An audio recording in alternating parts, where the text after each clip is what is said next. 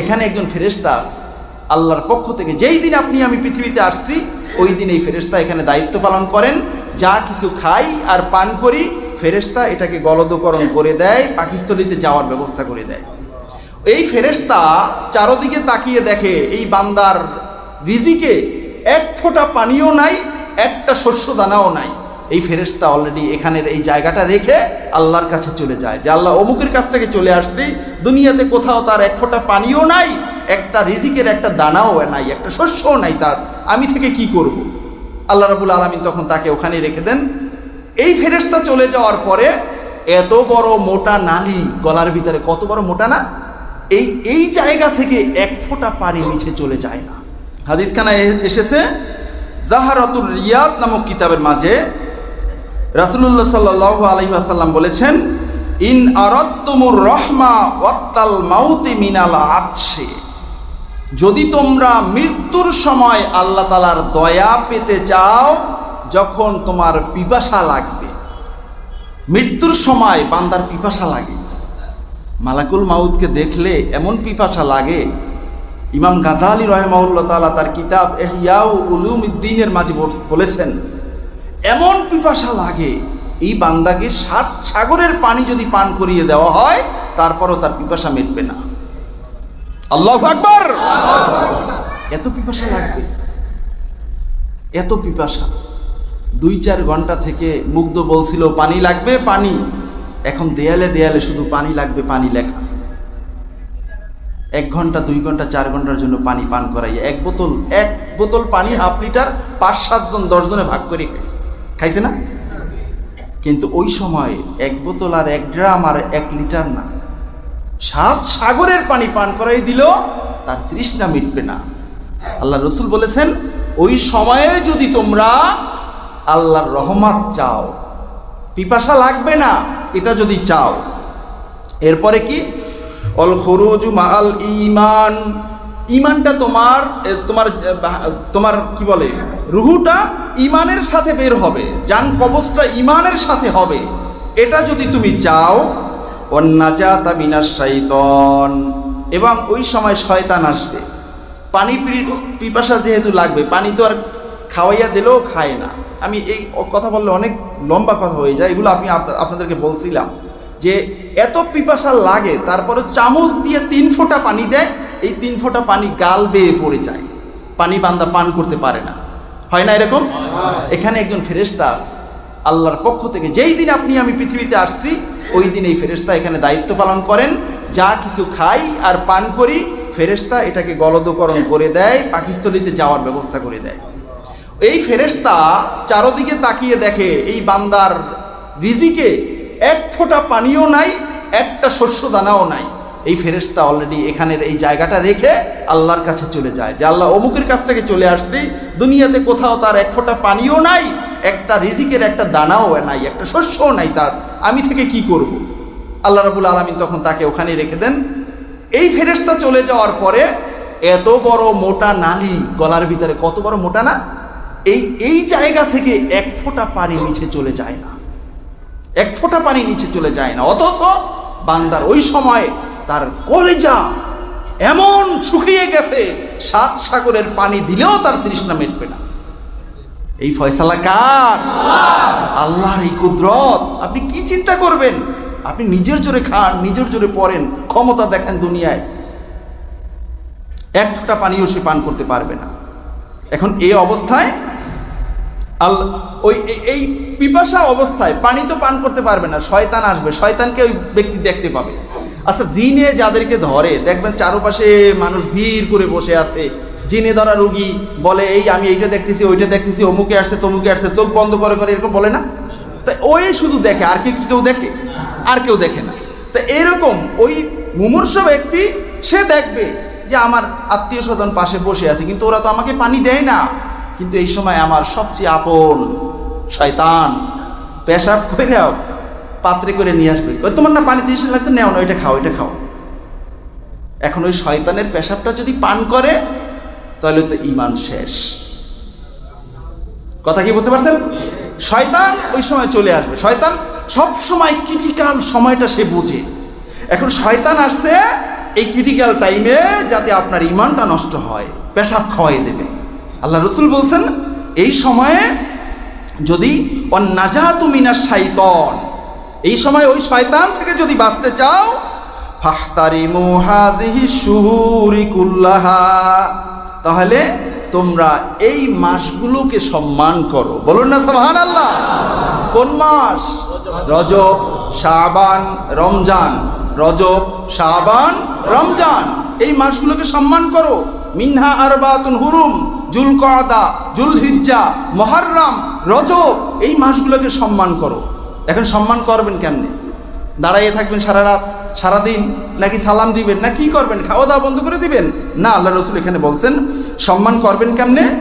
এক নাম্বার সম্মান করার পাথেও হলো বিকাসরাতি সিয়াম, বেশি বেশি রোজা রাখার মাধ্যমে। বলুন না সুবহানাল্লাহ। বেশি বেশি কি রাখবেন? রোজা রাখবেন। এরপরে দ্বিতীয়টা হলো অন্নাদামাতু আলা মা সালাফা মিনাল আসাম, পিছনের জীবনে যা গুনাহ হয়েছে এজন্য বেশি বেশি অনুতপ্ত হতে হবে, তওবা করতে হবে। অযকুরু খালিকাল আনাম। আর তৃতীয়টা হলো আল্লাহ সুবহানাহু ওয়া তাআলা আমার জীবনে যে নিয়ামতগুলো দিয়েছেন এই নিয়ামতগুলো স্মরণ করে করে আল্লাহর শুকরিয়া আদায় করতে হবে। কাজ কয়টা? তিনটা। এক নাম্বার বেশি বেশি রোজা, দুই নাম্বার তওবা করা, পিছনের গুনাহের জন্য বারবার অনুতপ্ত হওয়া, আর তিন নাম্বার হলো আল্লাহ তাআলার নিয়ামত আমাকে যেগুলো দিয়েছেন এগুলোকে বারবার স্মরণ করে আল্লাহর শুকরিয়া আদায় করা। ঠিক কিনা বলেন? যদি এটা করতে পারেন তাহলে কি হবে? আল্লাহ রাসূল সাল্লাল্লাহু আলাইহি ওয়াসাল্লাম হাদিসের সর্বশেষ কথাটা বলছেন, তাদখুলু জান্নাতার বিরাব্বিকুম সালাম। যদি তোমরা এই তিনটি কাজ এই মাসগুলোতে করতে পারো তাহলে আল্লাহ সুবহানাহু ওয়া তাআলা কাল কিয়ামতের ময়দানে কোটি কোটি ফেরেশতাদের নূরের জবান থেকে তোমাদেরকে সালাম দিবে আর তোমরা আল্লাহর জান্নাতে প্রবেশ করবে। ফেরেশতারা ইস্তেকবাল করে করে স্বাগতম জানিয়ে জানিয়ে আপনাকে আল্লাহর জান্নাতে পৌঁছে দিবেন। বলুন না সুবহানাল্লাহ। জান্নাতে যেতে চাই কি চাই না? তাহলে এই আমলগুলো করতে হবে কি হবে না? আরেকখানে হাদিস, এখন এই মাসগুলোর এত বেশি ফজিলত কেন? আরেকখানে হাদিসে এটা এসেছে, রাসূলুল্লাহ সাল্লাল্লাহু আলাইহি ওয়াসাল্লাম বলেছেন, আলা ইন্না রজবা শাহরুল্লাহ, ও আমার উম্মতেরা জেনে রাখো রজব মাস এটা হলো আল্লাহর মাস। আরো জোরে বলেন না সুবহানাল্লাহ। রজব মাস কার মাস? আর এর পরের মাসটা কি দেখেন, শাবানা শাহরি, নবীজি আমার বলেছেন তার পরের মাস শাবান, এটা হলো আমি নবীর মাস। আর এখন আল্লাহরও মাস হইল, আল্লাহর নবীরও মাস হইল, উম্মতকে কি মাহরুম করবেন? না। আল্লাহর রাসূল বলেছেন ও রমাদানু শাহরা উম্মতি, আর তার পরবর্তী মাস রমজান মাস, এটা হলো আমার উম্মতের মাস। সুবহানাল্লাহ। তার মানে প্রথম মাসে আপনি ইবাদত করে আল্লাহর রব্বুল আলামিনের সন্তুষ্টি অর্জন করবেন, দ্বিতীয় মাসে ইবাদত করে আল্লাহর রাসূলের সন্তুষ্টি অর্জন করবেন। আল্লাহ আল্লাহর রাসূলের দুইজনের সন্তুষ্টি আছে। রমজান মাসে আপনি প্রবেশ করছেন, রমজান মাসে আপনি কত চান তত নিয়ামত আল্লাহর পক্ষ থেকে নিতে পারবেন, কোনো ধরনের বাধা, কোনো ধরনের সীমাবদ্ধতা আপনার জন্য থাকবে না। আল্লাহু আকবার। তাহলে আল্লাহ রাব্বুল আলামিন আমাদেরকে এই সুবর্ণ সুযোগ দিয়েছেন, ঠিক কিনা বলেন? বন্ধুরা আমার, রমজানে এই শাবানের রোজা রাখার জন্য 20টা রোজা আছে। হাদিস প্রমাণ করে 20টা পর্যন্ত রোজা আপনি রাখতে পারবেন। তবে প্রশ্ন হলো 1 থেকে 20 নাকি পুরা মাসের ভিতরে 20? এই ক্ষেত্রে যদি কেউ 1 থেকে 20 নাও পারে, যদি পুরা মাস ব্যাপী 20টা রাখে, 2টা রাখছেন, একটা ভাঙছেন, আবার পরে রাখছেন, অথবা 2টা রাখছেন, 3টা রাখছেন, ওই যে বিকাসরাতি সিয়াম, আমি গত বছর আপনাদেরকে বলছিলাম এই কাসরাত অধিক হারে রোজা রাখা, আরবিতে অধিক বলা হয় 3-এর অধিক। 3কেও অধিক বলা হয়, আবার কেউ কেউ বলছেন 10কেও অধিক বলা হয়। এখন যারা বলছেন 3কে অধিক বলা হয়, যে কেউ যদি 3টা রোজা রাখে তাহলে কারো কারো মতে সেও অধিক রোজা রাখছে। আবার কেউ যদি বলে যে না 3টা নিয়ে যেহেতু ইখতিলাফ আছে, কেউ কেউ বলছেন 10টা হলো অধিক, 10 সংখ্যা অধিক, তাহলে আমি 10টা রাখি, 10-এর ভিতরে 3ও আছে, 10ও আছে, ঠিক কিনা বলেন? তাহলে এই যে শীতের সিজন চলতেছে, আমি যে এর আগে একবার শীতের মৌসুম, ইবাদতের মৌসুম আলোচনা করছিলাম, রোজার কথা বলছিলাম, ঠিক কিনা বলেন? তা এই সময় রোজা রাখতে কি অনেক শান্তি না? অনেক শান্তি। আল্লাহ রাব্বুল আলামিনের কাছে যদি আমরা তৌফিক কামনা করি, 3টা 10টা রোজা এই রজব মাসে রাখা কি সম্ভব না? সম্ভব কি সম্ভব না? যুবক বন্ধুরা, নাকি শরীর শুকাইয়ে যাইবে, গাল মুখের ভিতরে ঢুকে যাইব? অনেক যুবক আছে দেখছি একরকম হাতে সুতো বাঁধা। আমি বলছি কেন সুতো বাঁধছো? হুজুর দেখি স্বাস্থ্য বাড়ে না কমে। স্বাস্থ্য বাড়ে না কমে, আপনি যে সুতাটা বাঁধছেন আরো বাঁধ লাল সুতা। আমি বললাম এই লাল সুতা কিসের প্রতীক তুমি জানো? কিসের আলামত এটা? পরে বলে না। আমি বলছি এটা তো ইসকনের আলামত। ইসকন এই উগ্রবাদী সংগঠনের সাথে যারা জড়িত তাদের হাতে দেখবেন এই লাল সুতো বাঁধা থাকে। এরা এই লাল সুতো বাঁধে, তাদের এটা একটা চিহ্ন, একটা আলামত। এখন একজন যুবক স্বাস্থ্য বাড়ে না কমে এটা দেখার জন্য চিকন সুতা, লাল সুতা একেবারে কেমনে করে গিট্টু দিয়ে আটকে রাখছে। স্বাস্থ্য মাপে বিশেষজ্ঞ, স্বাস্থ্য বিশেষজ্ঞ। এখন এই মাপামাপি দিয়ে কোনো ফায়দা আছে বলেন? কোনো ফায়দা নাই।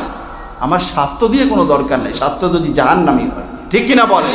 তাহলে আমরা এই মাসে রোজা রাখবো। দেখেন, 1 নম্বর একটা রোজার ফজিলত আমি বলছি। 1 নম্বর রোজার ফজিলত হলো রাসূলুল্লাহ সাল্লাল্লাহু আলাইহি সাল্লাম বলেছেন, একটা রোজা যে রাখবে ওই ব্যক্তির জন্য আল্লাহ তাআলার সন্তুষ্টি আবশ্যক হবে, জান্নাতে সে সুউচ্চ মাকাম পাবে। একটা রোজা। 2টা রোজা যে রাখবে প্রত্যেক কাজের সওয়াব তাকে দ্বিগুণ করে দেওয়া হবে, এবং এক একটা ভাগ হলো দুনিয়ার সকল পাহাড়গুলোর সমান। সুবহানাল্লাহ। এরকম করে করে 20 পর্যন্ত রোজার আলাদা আলাদা ফজিলত আছে। সর্বশেষ রোজা, যেই ব্যক্তি আল্লাহ তাআলার সন্তুষ্টির জন্য 20টা রোজা রাখবে, এই 20তম রোজার দিনে আল্লাহর ফেরেশতা ডাক দিয়ে বলেন আল্লাহর পক্ষ থেকে যে বান্দা তুমি 20টা রোজা আল্লাহ তাআলা সন্তুষ্টির জন্য রাখছো, এই কারণে আল্লাহ তাআলা তোমাকে খুশি হয়ে জীবনের সব গুনাহ মাফ করে দিয়েছেন। আজকের ইফতারির পর থেকে তুমি আবার নতুন জীবন শুরু করবে। সুবহানাল্লাহ। পিছনে সব মাফ, সব শেষ, একেবারে পুত পবিত্র জান্নাতি মানুষ হবেন আপনি আজকের এই 20তম রোজায় ইফতারির টাইমে। তাহলে 20টা রোজা কি রাখা সম্ভব না? বন্ধুরা আমার, আবার কখন সময় হবে কি হবে না তা বলতে পারি না। একটা হাদিস আছে, ফাদাইলুশ শাহরি রজব, তালিমুস সালাত, বুনিয়াতুত তালিবিন নামক এই সমস্ত কিতাব সহ বিভিন্ন কিতাবে হাদিসখানে এসেছে। আবু হুরায়রা রাদিয়াল্লাহু তাআলা আনহু বলেছেন, যেই ব্যক্তি রজব মাসের 27 তারিখে একটা রোজা রাখবে, ওই ব্যক্তির জন্য 60 মাস নফল ইবাদতের সওয়াব আল্লাহ তাআলা দান করে দেবেন। বলেছেন, যেটাকে সহজভাবে বলা হয় শবে মেরাজের রোজা। এই রোজার ফজিলত দিয়ে আমি এককভাবে একটা ভিডিও আমি আমার ফেসবুকে বা আমার পেজের ভিতরে দিয়েছিলাম। কতজনে যে কত প্রশ্ন করলো আমাকে, এই হাদিস দুর্বল হাদিস, আপনি মানুষকে এগুলো কেন বলেন? একজন আমাকে সরাসরি প্রশ্ন করছে। আমি বললাম যে দুর্বল হাদিসের উপরে, ফজিলতের উপরে আমল করা যাবে না, এই মর্মে একটা হাদিস আপনি আমাকে দেখাই দেন। আমি আপনাকে দেখাইতে পারবো অনেক উসুলে হাদিসরা সবাই একমত যে ফজিলতের ক্ষেত্রে এই দুর্বল হাদিস প্রযোজ্য। আমি তো ফরজ বলি নাই। দুনিয়ায় এমন কোনো মাতাল নাই যারা শবে মেরাজের রোজা রাখবে ওয়াজিব মনে করিয়া, ফরজ মনে করিয়া, এমন কোনো মাতালরা এই রোজা রাখে না। এটা আপনাদের ভিতরে থাকতে পারে, ঠিক কিনা বলে? সুতরাং আমরা যারা রাখি নফল, করলে সওয়াব, না করলে গুনাহ নাই, এই চিন্তা তো আমাদের সবারই আছে, ঠিক কিনা বলেন? সুতরাং যদি কেউ না পারেন, কমপক্ষে এই একটা রোজা আমরা রাখবো। পারবো না ইনশাআল্লাহ? আল্লাহ সুবহানাহু ওয়া তাআলা আমাদের সকলকে এই মৌসুমে বেশি বেশি নফল ইবাদত করার তৌফিক দান করুন, বলেন আমিন।